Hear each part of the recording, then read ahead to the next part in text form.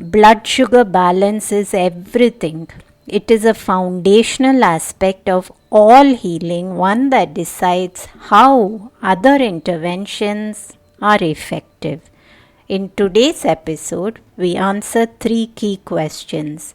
What is true blood sugar control? Why is balancing blood sugar so important? Who benefits from blood sugar control? Monica Paz is a functional medicine certified nutritionist with a Master of Science degree in human nutrition. She studied dietetics and worked as a registered dietitian. She is the owner of Nourished Functional Nutrition, her virtual practice, where her focus is to help people balance their blood sugar using the principles of functional medicine. She discovered functional nutrition and its focus on root cause medicine during a health crisis. She's passionate about helping people transform their health one bit at a time. Let's get started.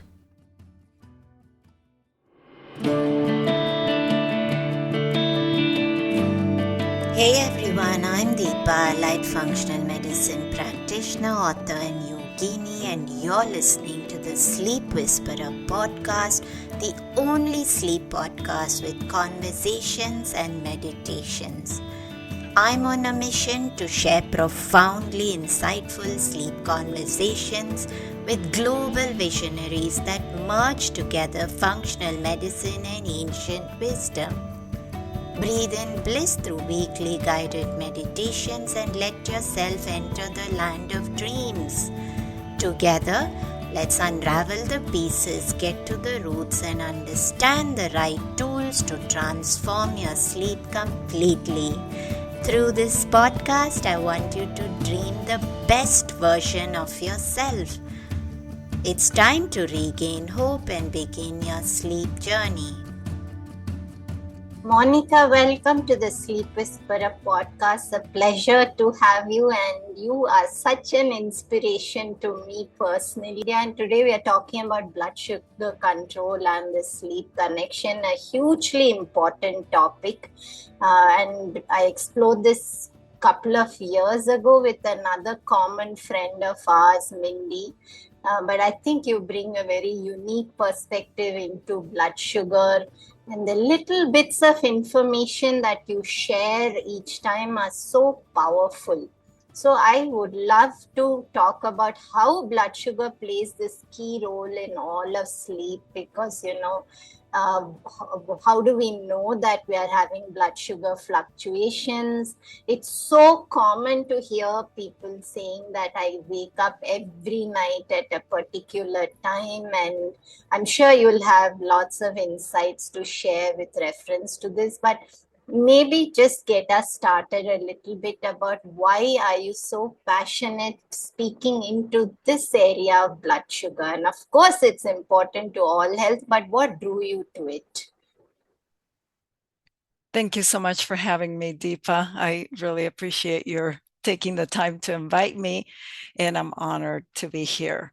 So, just to begin, the reason why I'm so passionate, and as you know, I feel like my life is going into this work. And the reason for that is because from a young age, I saw my father suffering from diabetes, and I always wanted to help him. He did not have any interest in taking care of himself, and I could never answer the question. He would say, "You got to die of something." And I could never have a good answer for that. And I feel like now I have that answer. And that answer came as he was dying. And he was agonizing for 4 years in extreme pain with neuropathy that we couldn't even hold his hand when he was dying. He was on dialysis. He was on a tube feeding. He was almost blind. And he wanted to die, but he couldn't die. And when I saw that picture, I vowed to myself that I would never go through that or allow any of my loved ones or anyone that I know to go through that. And so it comes from my heart to bring this information to people, because blood sugar control is not only at the root of pretty much every chronic illness, but it is also so preventable, yet there isn't enough attention brought to the subject from physicians and health practitioners. And so I want to be that voice that brings out this important topic to the world. And I want to make sure that I make a difference in people's lives. Oh, and you're absolutely doing that, Monica, and making us all so proud of you. And I'd like for us to now talk about what is blood sugar control. Is it something that we need to check? Do we just know from a feeling in our body or mind? Well, if you could just walk us through that. Let's say that somebody does not want to or does not have access to blood sugar monitoring devices, because there's a lot spoken about today about the CGM, but I personally have a lot of clients who don't want to go down that route of monitoring all the time. So is there a way that, how do we know that we have blood sugar control? Well, as I said before, blood sugar affects everything. And so when we start seeing these symptoms of anxiety, irritability, what people call hangry, I started with that when I was very young. I felt like I had hypoglycemia, and it's kind of is very common, but is not normal to have hypoglycemia. And we all look around at our friends and we go, oh, hangry. And we all laugh about it. And we say, oh, yeah, get her some food because she's going to snap. That is a symptom of blood sugar irregularity or not being in control of your blood sugar. And if we really start to listen to our bodies and start really getting inside and thinking about how we're feeling, we are not well when our blood sugar is not under control. And so all it takes is, your physical. If you go to your physical and you see that your blood sugars are out of range, just to the top of the scale, if your physician says everything is normal, look at those numbers, look at the ranges. Are you on the top of the range or are you at the bottom of the range? Are they calling you pre-diabetic? Are they saying that you're insulin resistant? Do you have fat accumulation around the middle? Are you feeling like you can't button your pants? All of these are symptoms of blood sugar dysregulation. And then add to that, are you sedentary? Are you using a lot of processed foods, a lot of sugar? All that kind of comes hand in hand. And because we're talking about sleep, the most important thing that we could possibly do in our lives is your sleep being affected. Those are major symptoms of blood sugar dysregulation. And Monica, I'm just going to ask you on that note. So, what does that look like? Is it that somebody struggles to fall asleep? Is it that they wake up? Does it look different for everybody? It's going to look different for everybody because we're all individuals. And in some cases, someone may have blood sugar dysregulation and they may be extremely anxious. And so at bedtime, their cortisol curve is going to be affected. So they're going to have this feeling of anxiety where their mind is busy and they can't fall asleep. But mostly, a lot of people have this waking up in the middle of the night wide awake. Why are we feeling wide awake? Because cortisol is the hormone that gets triggered when our blood sugar drops. Why is our blood sugar dropping? Because when we go to bed and our blood sugar is elevated, anything that goes up is going to come down. So as that blood sugar comes down in the middle of the night, cortisol goes up, and cortisol wakes us up so that our liver starts creating sugar to maintain that glucose control. And that takes a couple hours out of our sleep nights. And that's what keeps us awake and keeps us. And so there's this cycle of cortisol. And for me, cortisol was that feeling of anxiety, but also that irritability and the confusion of, do I have low blood sugar or am I anxious? Because the symptoms mimic each other. And Monica, I think that, you mentioned your father and diabetes, and some of the common things that you hear from a lot of people is that I'm not a diabetic, so I don't need to look at my blood sugar. So I'd love for you to clarify this for us, and especially since you spoke so much about sleep, that why is balancing our blood sugar so important, even if we are not diabetics?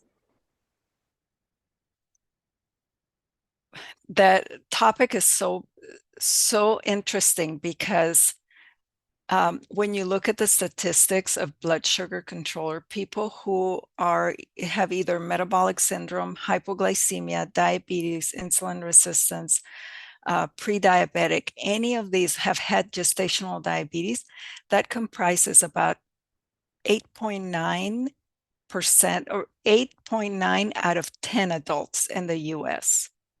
So that's basically 9 out of 10 of us have blood sugar dysregulation. So what does that mean? That means is the majority of the population is affected by this. We don't have to have this diagnosis because, as you know, when we go to a physician, there's very little time in front of that doctor, and they're looking at major diagnoses. They're looking at something that they can put a label on. If you are not yet diabetic and you don't need to take medication, your doctor's going to say, your blood sugar is a little elevated. We're going to watch it. It's not through any fault of their own. That's just the way the medical model works. We wait until the diagnosis comes to do something about it, which is the tools that physicians have in their training is medication and surgery. And so those are the things that they focus on, but that is not to say that there are not things that we can all do to take our health into our own hands. And when I say that, it doesn't mean you're going to never go to a doctor, but we need to understand that there are things that we can do and we can teach our children to do. And Deepa, the way I see this is life-changing to a point that we can change generations. We can change our family trees by changing the way that we eat. And this is like the low-hanging fruit. This is the place where we can make the most difference in our health and that of our loved ones. Because what I see is that when people change their eating habits and they start eating nutrient-dense foods and they start moving their bodies, their children will follow, and their children will follow, and it's a generational thing. It affects. I have an assistant who lives in a different state. She's a virtual assistant, and she and I started working together, and she was getting sick all the time. And it was like every couple of weeks she had a fever and a cold, and she was in bed and all these things. She started working with me, and just by helping me put together all of my handouts and things that I share, she started making changes and took one of my courses that I was offering, and she said everything changed at home. Pretty soon, her 14-year-old daughter, came up with a smoothie bowl that she had made, and she wanted her mom to take a picture of it. So I put her on my Instagram to show this generational impact. And then I said to my assistant, I said, Amanda, have you noticed that in the last 6 months you have not had one cold? And she said, I hadn't noticed. She hadn't noticed, but it had already passed on to her daughter. Not only that, she also has 3 virtual assistants that she has like an agency, and one of them was obese. And just by hearing her talk about blood sugar control and all these things, this woman lost 80 pounds, never even speaking to me, just a hearsay. And so that's the kind of power that we all have on our environment. And so you're describing, Monica, that every one of us can benefit from prioritizing, balancing our blood sugar. So I really want to go into the practical aspects of this. So maybe if we could first talk about what would poor blood sugar control look like in terms of eating through the day. So what are the typical triggers that tip us over? And then we can talk about how do we build something during the day which supports regulated blood sugar. Mm-hmm. And so one of the most important things that people do during the day is the beginning of their day. And unfortunately, in our country, when we look at the typical American breakfast, is full of either sugar or refined carbs. So you have the muffins, the pancakes, the toast with jam, the orange juice, the cereal, the milk, all of that is going to trigger a blood sugar spike. And so what we're trying to do here is to regulate that blood sugar spike so that it's not so high. And the way that we do that is, well, first of all, you asked to say that the typical thing that you would do that would increase the blood sugar would be eating frequent meals. And that's what I used to do when I started trying to regulate my blood sugar. I had been taught that you had to eat frequent small meals throughout the day. And my go-to was cheese and crackers, yogurt and fruit. And my blood sugar was up and down all day long. And that's what happens is you have this trigger that forces a lot of insulin into your bloodstream. And the insulin that takes care of the sugar is overreacts. So the pancreas overreacts. You have a big um, secretion of insulin, and then you become insulin resistant. So you're eating these meals, these small meals throughout the day, trying to regulate when in reality is keeping you elevated. And I think that's such a wise point, Monica, because a large part of the nutritional world, even in India, very popular health practitioners advocate for eating every 2 hours. Mm-hmm. And that is so far away even from what ancient wisdom advises, that never eat beyond 3 meals and give the gap between meals. And I was so glad to hear you say that, because everybody I know, and they are talking about I eat small meals through the day, and then they have so many symptoms, and this is so much in our hands.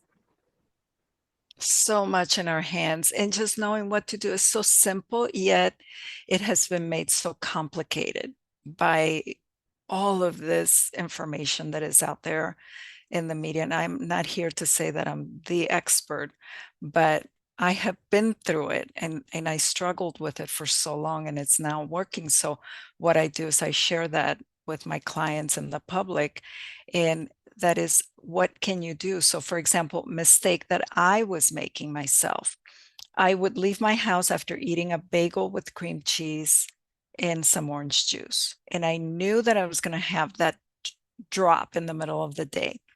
And 10, 11 o'clock in the morning, I would eat a mandarin orange. And so, yes, it has some fruit or it has some fiber in it, but it's mostly sweet. And so that would carry me for maybe an hour. Then I would have, let's say, a sandwich with potato chips. And so all of these are like that refined carb, not enough protein, and just definitely only vegetables at night because you don't have time and you're in a big hurry and all that. And we don't really know where to turn. We don't really know what to do with that. And I would carry cheese sticks in my pockets to try to help that. But the main thing is to make sure that we have fiber in our diet, that we have fiber in the form of vegetables, lots and lots of plant foods, protein, and healthy fats. We have become so afraid of fat, and fat actually regulates, healthy fats regulate the blood sugar. And I must ask you this, Monica, because this is a huge topic today in the popularity of whole food plant-based diets.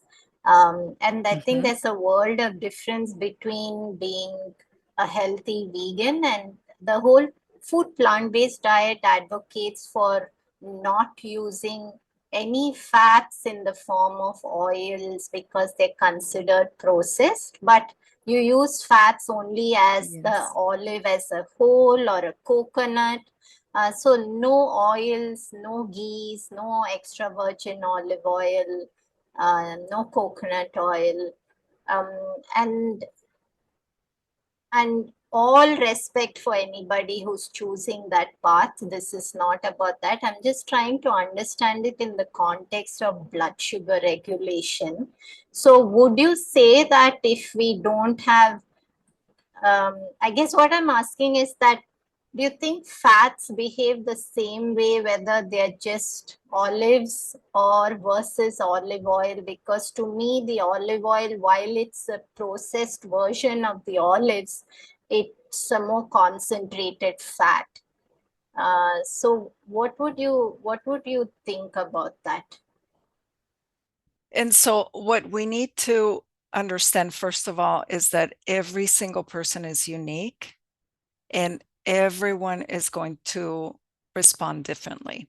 And that's why, as a general statement, you can't say this thing is good or this thing is bad, or this diet is good or this diet is bad, because as you know, Deepa, we all have this unique environment where some people love to eat paleo and other people like to eat vegan, and they feel healthy. They feel healthy.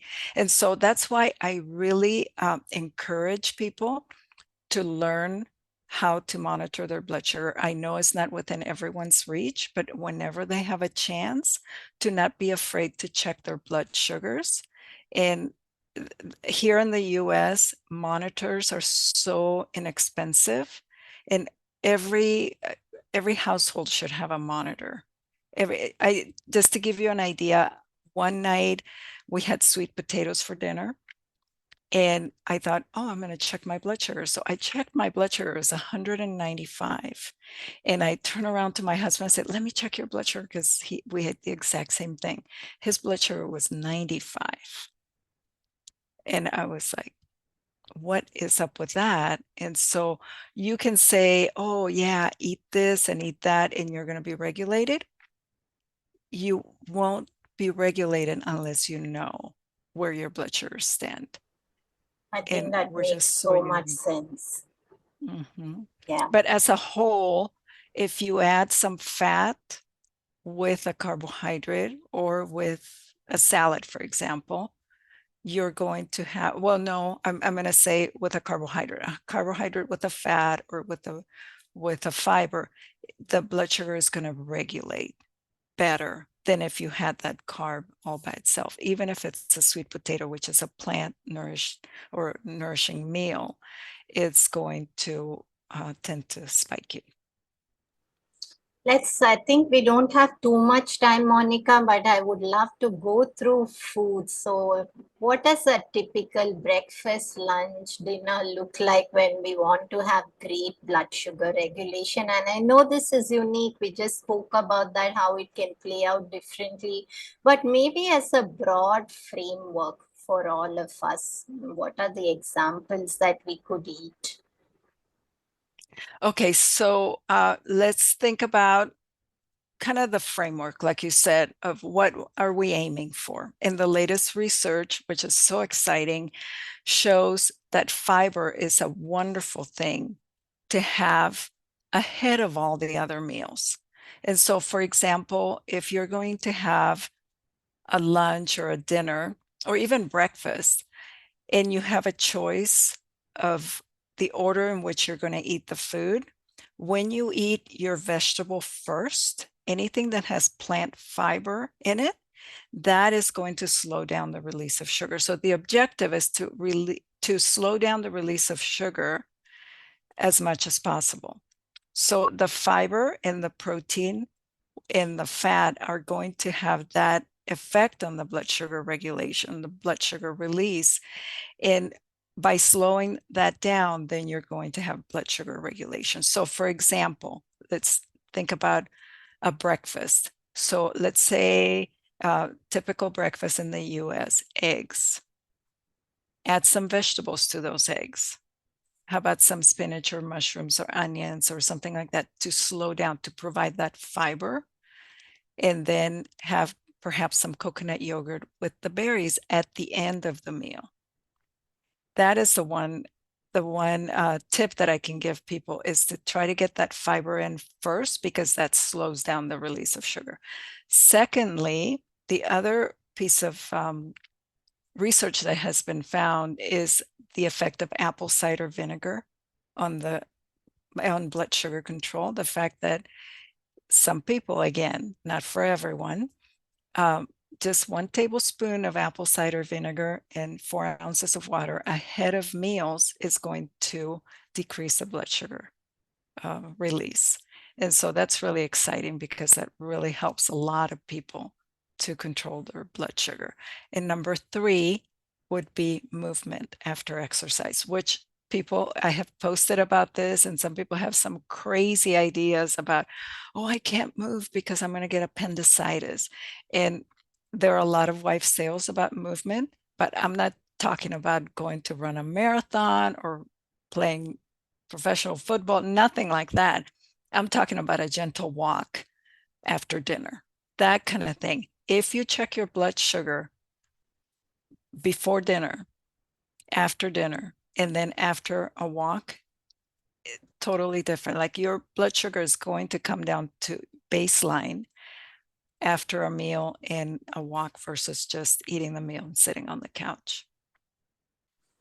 And Monica, even the ancient Ayurvedic texts talk about this, that taking 1,000 steps after every meal is a healthy habit, that after every single meal you must have movement. So it's amazing when this ancient wisdom correlates with modern science. It always just baffles me how they got it right so far back. But do talk us through, you gave some beautiful examples of breakfast. I would love to also give a plant-based option if you can suggest something, and then also give some broad framework for lunch and dinner. And I think that's all we'll have time for today. Okay, so one thing that is so exciting to me is to know Vaish, because she has introduced me to dosas. She has introduced me to so many things with legumes that you can do. But one thing that I absolutely love is to make a pancake with garbanzo flour and vegetables. So same thing, instead of eggs, garbanzo flour, a little yogurt, and some seeds or some nuts for dessert with some berries. I would do the berries with the coconut yogurt and some nuts with that pancake. I love traveling with that, because I make my pancakes, I roll them up, I put them in my bag, and then I'm on the plane, don't have to worry about refrigeration or anything. It's just wonderful. So that would be a lunch. I'm sorry, that would be a breakfast. A lunch would be a bowl. I call it a protein bowl. And all it is you line it up with all kinds of leaves, and you could do quinoa or rice or lentils, beans, garbanzos, and then just pile on the shredded carrots, shredded beets, cucumbers, tomatoes, anything you love, and then nuts, seeds, and a good dressing. And that would be a nice plant-based lunch. And I then for saw dinner, a beautiful one you shared, and my mouth was watering because it had white beans, which I just love. mm-hmm. It was a beautiful bowl you shared recently. Yeah, I think that's amazing, and gives us such a broad framework to play around with so many different alternatives to each of those. Yes, and then we can make any kind of bean or tofu soup, or like a curry, for example, for dinner with some rice. And I the way I eat rice, this is another thing, is as a resistant starch, because a resistant starch feeds the gut bacteria in the colon. It bypasses the small intestine. It does not spike the blood sugar. So resistant starch is cooked and cooled rice, potatoes, overnight oats, green bananas. Any of these things can be eaten without worrying about your blood sugar going up. And I love that because all I do is I make the rice and then I scoop it out onto my plate without warming it up. And you can actually warm it up just a little slightly, but I don't mind cold rice. And I get to eat my grains and I get to eat anything I want. And I in the framework of my blood sugar control. And it gets to the point where you feel it in your body and you can look at the food and know what kind of effect that food is going to have on you once you know what your body feels like. Beautiful, Monica. Any final words on blood sugar and sleep? Yes, I want everybody to know that this is within their grasp and this is not a diet. This is not a restriction. This is just a way of eating real food to feel your best. Because when you can sleep, when you can rest, when you can get rid of anxiety and feel like you have a life that is full of energy, you can do anything. And your life is not restricted when you're healthy. Where can people find you, Monica? Do share. Where do you share further wisdom about blood sugar? So I have an account on Instagram. It's monica.paz.nourished. I am on Facebook as Nourished Functional Nutrition. And I also have a website at Nourished Functional Nutrition. It's a pleasure speaking with you today, Monica. An absolute pleasure. And thank you. Lots of love streaming from my heart to yours. And Oh, I received. gratitude for giving us your time today. Thank you so much for inviting me. It's been such a pleasure speaking with you today, Deepa, and your listeners. Blood sugar balance is not complex. Maintaining a mantra of having fat, fiber, and protein at every meal goes a long way in supporting great energy, mood, and everything else. It is also very easy to slip into patterns of not being intentional and mindful about this. I encourage you to always look at your plate and ask yourself, where's the fat, where's the protein, and where's the fiber? As you do this, notice how your mood stabilizes, how sleep improves, and how life just seems better. Have a great day. This podcast is intended to provide helpful and informative material on the subject matter covered in the episodes. The podcast is not acting in the capacity of a doctor or a registered dietitian and is not rendering any professional healthcare or medical service. The information in the podcast is not intended as a substitute for medical advice or services or as treatment or cure for any particular health condition. The advice and tools contained herein may not be suitable for your situation. Any medical questions regarding contraindications and cautions or any questions on whether or not to proceed with any practices provided in the show should be referred to qualified health professionals before adopting the same. The podcast specifically disclaims any responsibility for any liability, loss, risk, personal or otherwise, which may be incurred as a direct or indirect consequence of the use of information from this podcast or the application, adoption of any of the information provided.